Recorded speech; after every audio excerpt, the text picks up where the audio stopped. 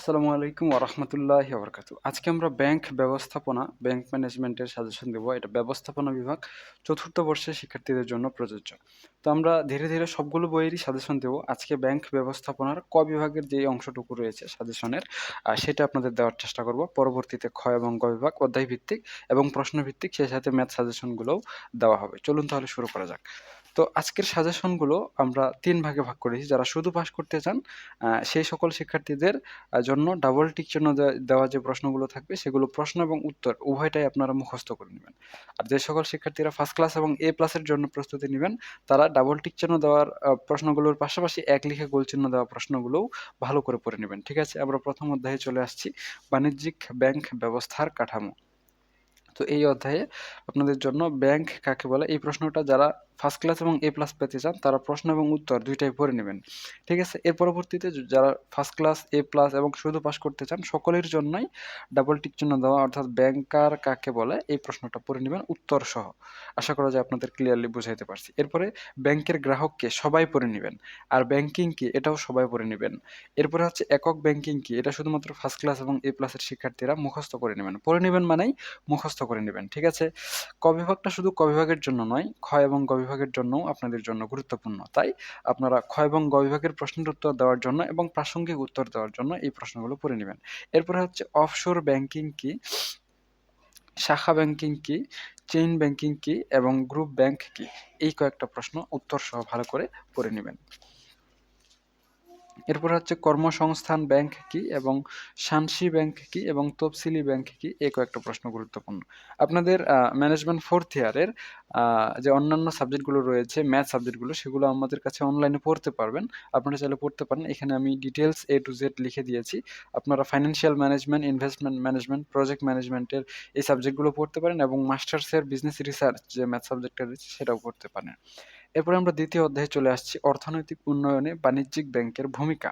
তো এখানে গুরুত্বপূর্ণ আপনাদের জন্য প্রশ্ন হচ্ছে, বাণিজ্যিক ব্যাংক কাকে বলে? ঋণ কিভাবে আমানত সৃষ্টি করে? বাণিজ্যিক ব্যাংকের নিরাপত্তা নীতি কি? ব্যাংক ড্রাফট কি? পে অর্ডার কি? হ্যাঁ, এই কয়েকটা প্রশ্ন গুরুত্বপূর্ণ। এরপরে হচ্ছে বাণিজ্যিক ব্যাংকের তারল্য নীতি কি? হ্যাঁ, এরপর বাণিজ্যিক ব্যাংকের সঞ্চয় নীতি কি? এরপরে ব্যাংক নিশ্চয়তা পত্র কি? হ্যাঁ, এরপরে হচ্ছে কোন ব্যাংককে মুদ্রা বাজারের মধ্যমণি বলা হয়? এরপর হচ্ছে EFT এর পূর্ণরূপ কি? এই প্রশ্নগুলো আপনাদের জন্য গুরুত্বপূর্ণ, এগুলো আপনারা পড়ে নেবেন। ঠিক আছে? এর পরবর্তীতে তৃতীয় অধ্যায়, বাংলাদেশের ব্যাংকিং ব্যবস্থা। ঠিক আছে? তো তৃতীয় অধ্যায়ে বাংলাদেশের ব্যাংকিং ব্যবস্থায় গুরুত্বপূর্ণ প্রশ্ন হচ্ছে, অনলাইন ব্যাংকিং কি? এরপরে হচ্ছে ওয়ান স্টপ সার্ভিস কি? ডেবিট কার্ড কি? আর হচ্ছে এটিএম কি? এরপর হচ্ছে এটিএম এর পূর্ণরূপ লেখো। হ্যাঁ, এরপর হোম ব্যাংকিং কি এবং স্পাইওয়্যার কি? ভিসা কার্ড কোন ধরনের কার্ড? হ্যাঁ, এরপর হচ্ছে স্মার্ট কার্ড কি? হ্যাঁ, পিওএস এর পূর্ণরূপ কি? সুইফট এর পূর্ণরূপ কি? হ্যাঁ, গ্রামীণ ব্যাংক বলতে কি বোঝায়? আর হচ্ছে ACHS এর পূর্ণরূপ কি এবং CSR এর পূর্ণরূপ লেখো। এই প্রশ্নটা আপনাদের জন্য গুরুত্বপূর্ণ, এগুলো আপনারা পড়ে নেবেন ভালো করে। ঠিক আছে? এর পরবর্তীতে চলে আসছি আমরা চতুর্থ অধ্যায়, বাণিজ্যিক ব্যাংকের গঠন ও ব্যবস্থাপনা। এখানে গুরুত্বপূর্ণ প্রশ্ন হচ্ছে, পরিচালন পর্ষদের সভা কতবার হয়? ব্যাংক কোম্পানির লাইসেন্স সংক্রান্ত আইনের ধারা কত? হ্যাঁ, পরিচালকদের প্রশিক্ষণ কি এবং BSEC এর পূর্ণরূপ কি? হ্যাঁ, এর পরবর্তীতে সুদ কি? ধারাবাহিক ঋণ কি? চাহিদা ঋণ কি? এবং হচ্ছে ECAI এর পূর্ণরূপ লেখো। এই কয়েকটা প্রশ্ন আপনাদের জন্য গুরুত্বপূর্ণ, এগুলো আপনারা ভালো করে দেখে নেবেন। ঠিক আছে? আচ্ছা।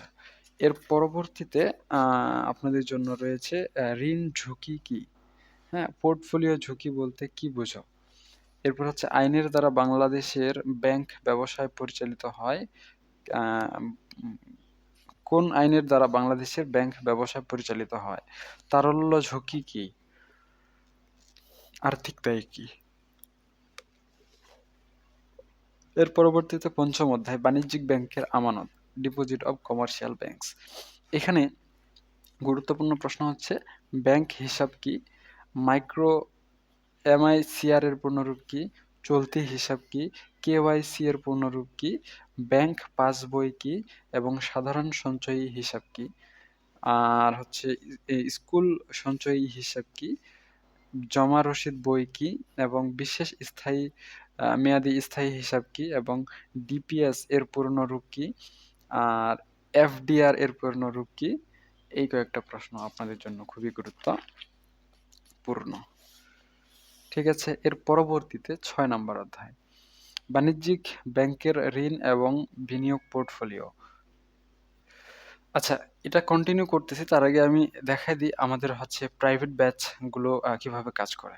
ফর এক্সাম্পল আপনাদের জন্য আমাদের হচ্ছে ফাইন্যান্সিয়াল ম্যানেজমেন্ট এবং ইনভেস্টমেন্ট ম্যানেজমেন্টের প্রাইভেট ব্যাচ রয়েছে। ফাইন্যান্সিয়াল ম্যানেজমেন্টের ব্যাচে যদি আপনি ঢোকেন, এই মুহূর্তে 300 জন শিক্ষার্থী আছে। আপনারা চাইলে আপনারা যুক্ত হতে পারেন। এখান থেকে ফিচার অপশনে যদি ক্লিক করেন আমাদের গ্রুপের ভিতরে, সেক্ষেত্রে হচ্ছে আপনি এখানে দেখবেন একটা লিঙ্ক আছে সুন্দর করে সাজানো। আপনি যখন পেমেন্ট করবেন 500 টাকা দিলেই আমাদের এই সম্পূর্ণ বইয়ের হচ্ছে ম্যাথগুলো পেয়ে যাবেন।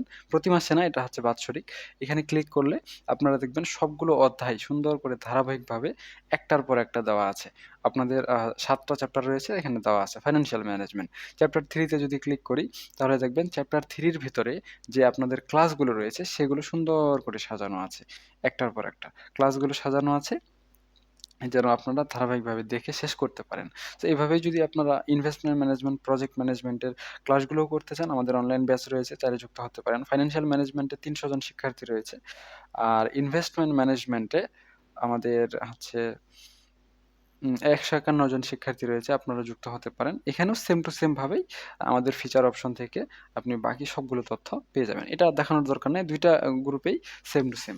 তো এই হচ্ছে বিষয়। আপনারা এভাবে যদি আমাদের কাছে ক্লাস করতে চান তাহলে ক্লাস করতে পারবেন। আমরা আমাদের সাজেশনের পরবর্তী অংশে আসছি।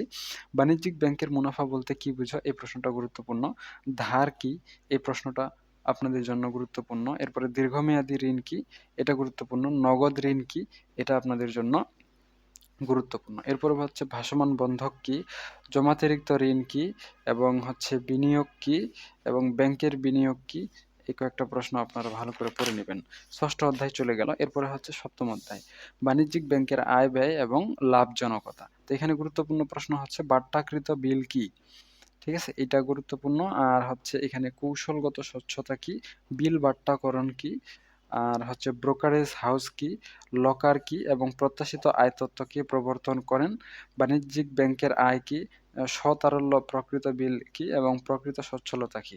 এই কয়েকটা প্রশ্নই আপনাদের জন্য গুরুত্বপূর্ণ। এর পরবর্তীতে 8ম অধ্যায়, বাণিজ্যিক ব্যাংকের মূলধন কাঠামো এবং নিরাপত্তা। গুরুত্বপূর্ণ প্রশ্নের ভিতরে রয়েছে পরিশোধিত মূলধন কি, সঞ্চিতি তহবিল কি, পূর্বশর্ত বা লিয়েন কি, বিশেষ পূর্বশর্ত কি, এবং তারল্য সম্পদ কি। ব্যাংক ঋণ কি, জামানত কি, এবং হচ্ছে ব্যক্তিগত জামানত কি, অব্যক্তিক জামানত কি, অতিরিক্ত জামানত কি, এবং দখলহীন বন্ধক কি, পণ্য বন্ধক কি। এই কয়েকটা প্রশ্ন আপনাদের জন্য খুবই গুরুত্বপূর্ণ, এগুলো আপনারা ভালো করে পড়ে নেন। ঠিক আছে, এর পরবর্তীতে বাণিজ্যিক ব্যাংকের সঞ্চিতি ও তারল্যের অবশ্য পূরণীয় শর্ত।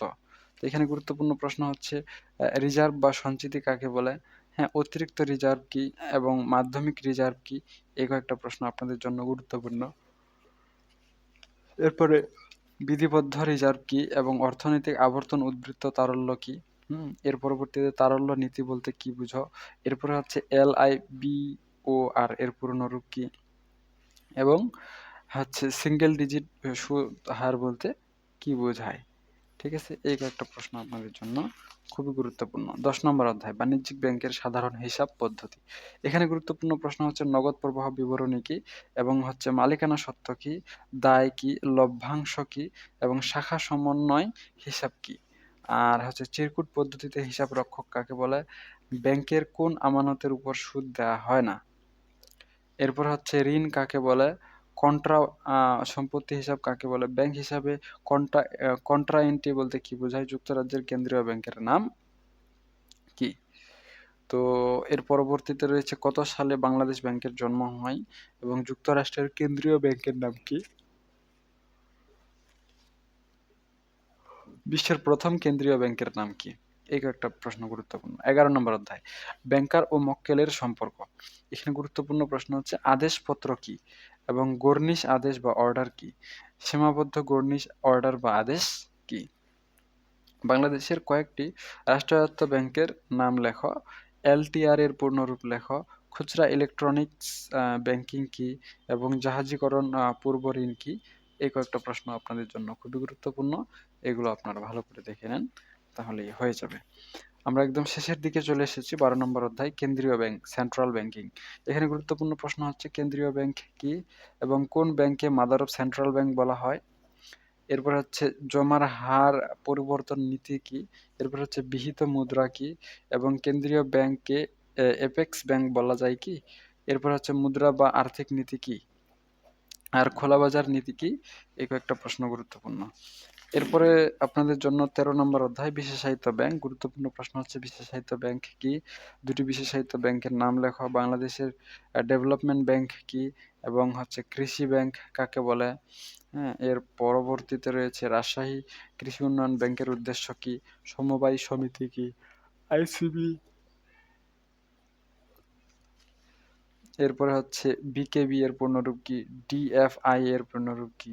হুম, এগুলো। এর পরবর্তীতে 14 অধ্যায়, বাংলা ব্যাংক ব্যবস্থাপনার উপর প্রশিক্ষণ। গুরুত্বপূর্ণ প্রশ্ন হচ্ছে প্রশিক্ষণ কি।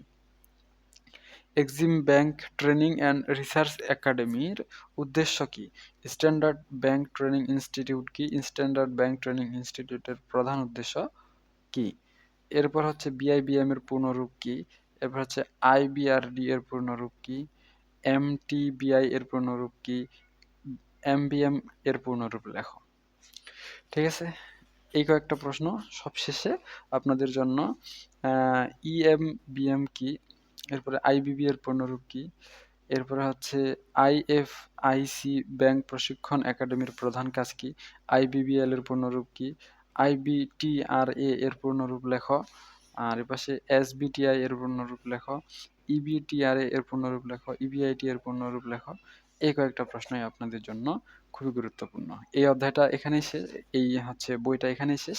আপনারা যদি financial management, investment management, project management 3টা বই কমপ্লিট করতে চান আমাদের কাছে, তাহলে পড়তে পারবেন মাত্র 500 টাকা দিয়ে।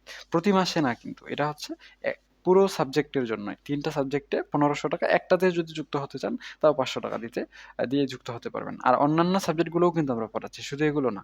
এখানে তালিকা দেওয়া আছে, এখানে যতগুলো তালিকা লিস্টে আছে সবগুলোই আমরা পড়াচ্ছি। সো আপনারা যুক্ত হতে পারেন। আজকে এ পর্যন্তই। সকলেই সুস্থ থাকুন, ভালো থাকুন আর আমাদের সাথে থাকুন। দেখা হচ্ছে আপনাদের সাথে নেক্সট পর্বে। ততক্ষণ পর্যন্ত খুদা হাফেজ।